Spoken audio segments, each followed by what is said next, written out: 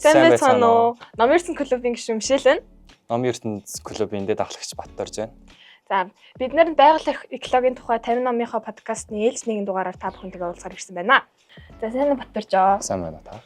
Байгаль экологтой одоо холбоотой л гэвэл одоо Робинсон Крузо баг миний толгойд хамгийн шууд түрүүнд орж ирдэг.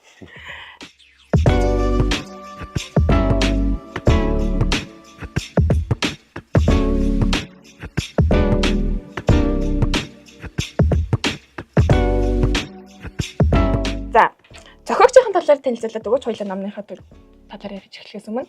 Энэ номны зохиолч нь болохоор Европ гаралтай зохиолж байгаа Daniel Defoe гэдэг. Тэгээд би энэ номыг айгүй сүүлийн үеийн ном юм болол гэж бодсон. 19 дугаар 20 дугаар зуунд гарсан. Тэгсэн үгүй юм лээ. 17-аас 18 дугаар зуунд зохиолч нь амьдарч ирсэн. Тэгээд 18 дугаар зуунд энэ номыг гаргаж ирсэн юм билээ. Тэгээд зохиогч нь эхлээд энэ номноос шал өөр юм сурч авч байгаа. Тэгээд тэр карьерийн бүтлгүүнд ном руу уран зохиол руу орж эхлэе. Тэгээд энэ баг англи хэл дээр хамгийн анхны ном юм шиг л Робинсон Крузо. Би чамаа судалгаа хийсэн тиймэрхүү юм болсон. Тэгээд бас дээрс нь Робинсон Крузо хэдий 18 дугаар зуунд гарсан ч гэсэн одоо болтол баг мэдхгүй ном уншдаг. Тэгээд Робинсон Крузо гэж мэдхгүй байхгүй. Одоо бол юм алдартай айгүй амжилттай ном. Угаасаа одоо 17-18 дугаар зууны үед гарсан ном гэж байгаа шүү дээ, тий. Тэгээд тэр түүнээс хойш кино урлаг хөгжөөд эхлэнгүүт бас Робинсон Крузогийн талаар маш олон кинонууд гарсан байт юм билээ. Робинсон Крузо гэдэг нэртэй номноос нь сэтгүүлээд олон 2-3 кино хийгдсэн байдаг. Бас тэрнээс нь сэтгүүлсэн бас өөр кинонууд бас байт юм билээ. Тэгээд чи киног үзчихсэн үү? Үгүй гэхдээ Castaway гэдэг айгүй төстэй кино. Castaway-г мэднэ үстэй. Тэгээ Робинсон Крузоос сэтгүүлжсэн. Тий. Гэхдээ арай жаахан хэцүү гэх юм. Хэцүү төрлөө. За номны маань мөрөдөл явдал дээр юу гардаг вэ? Номны гол дүр нь Робинсон Крузо байгаа. Тэгээд Робинсон Крузо зүгээр ингийн амьдралаар амьдардаг айгүй ер нь айгүй тухтай амьдралаар амьдардаг хүн. Гэхдээ өөрөө тэр амьдралаа нэг туртай байж тэгээд аав ээж хоёрын хүүгийг сүрж далайд гарах адил явдалтай нэг тийм хөтлөгцсөн хүн байдаг. Тэгээд далайд гарах адил явдалтай хөтлөгтөөд аав ээж хоёрын хүүгийг зөсрөө далайд гараад нэлийн хөтлөгөөдөг ихэндээ завнууд нь суусан зав болгон живээд тэгээд цаацсан яг тухайн үед амар хэцүү байдал тахта би буцаж гэрлүүгээ явна гэдэр гэж боддог чсэн. Буцаад ингийн амьдралтаа ороод тэгээд адил явдалтай хөтлөгтөөд эхлэнгүү тэрийг мартцдаг. Нэг тиймэрхүү төрлийн юм байж байгаа. Тэгээд ердөөсөө суусан зав болгоно нь баг живээд хаа тэрнээс хашрахгүй тэгээд далайд гараал яваад байдаг. Тэгээд тэгж явж байгаад сүултээ боолчлогдчихдаг. Нэг далайн дээр өмчдөд. Тэгээд 2 жил гаруй боолчлогдчихж байгаад нэг 2 хар боолчтой хамт цухтаад тэгээд нэг нь яг замд өгчдөг. Тэгээд нэг хүүтэй хамт цухтаж явж байгаад нэг хар хүүтэй хамт цухтдаг.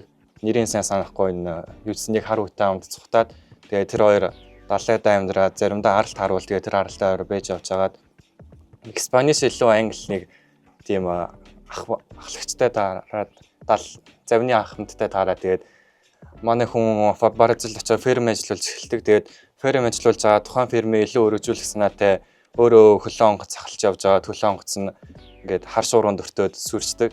Тэгээд өөрөө ганц тэр хөлөө онгоцынхоо амьд гарсан хүн. Тэгээд тухайн хөлөө онгоцоо живээд ойрхон нэг холгоо далайн байсан. Тэгээд далайгийн нэг арал байсан. Тэгээд тэр арал дээр амьдрахаар шийддэг. Угаасаа өөр сонголт авахгүй юм чинь.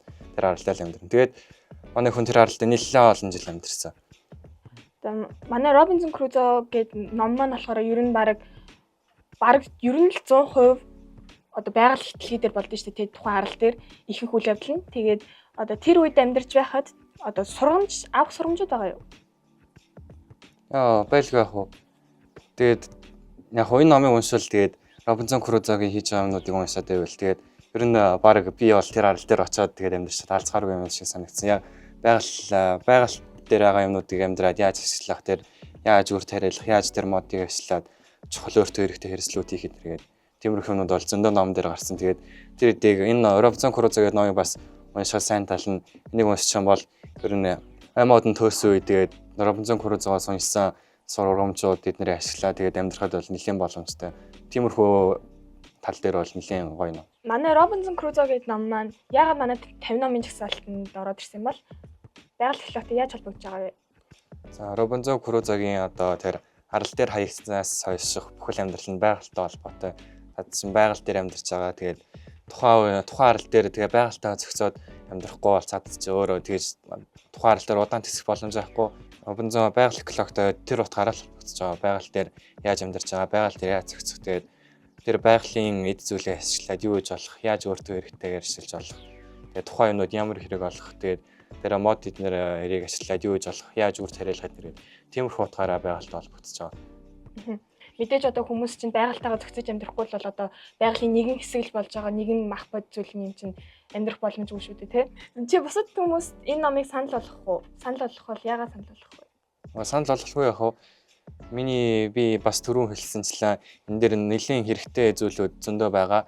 Тэр ойд гацвал яг яаж амьдрах вэ? Яаж тэсгүүд нэ тиймэрхүү тухай зөндөө зүйлүүд байгаа. Бас дээрс нь уншихад айгүй сонирхолтой ном, ялангуяа уран зохиол уншдаг хүмүүс, тийм Европын зохиол уншдаг хүмүүс уншихад айгүй гоё ном. Дан ганц байгаль эколог тэгээд арал дээр амьдрах скил эднэрхээс илүү бас дээрс нь айгүй гоё адал явдалтай ном. Тэгээд энийг уншсанаар бас дээрс нь тухайн үед яг болцлол гэж ямар хөөсөн нэг тиймэрхүү утгаас нь бас ойлгох боломжтой. Тэгээд ер нь уншихад буруутахгүй, ер нь барыг заавал уншсан байхад буруутахгүй ном гээд явчихад болно. Уран зохиолын ном сонирхдаг хүмүүс. Үзэгч та нар маань ч бас Робинзон Крузо болон манай бусад байгаль технологийн тухай 50 номын жагсаалтанд байгаа номнуудыг уншиж уралдаанд идэвхтэй оролцоорой. Бас дараагийн 50 номын жагсаалтанд өөрсдийнхөө санал хүсэлтийг ирүүлэхийг хүсвэл манай Номын ертөнц клубын нээлттэй пэйж үзсэн холбогдоорой. За, Робинзон Крузо ийм сонирхолтой номыг ярьж өгсөн Батбажтай баярлалаа. Дараагийн дугаараараа уулзцгаая. Түр баяртай.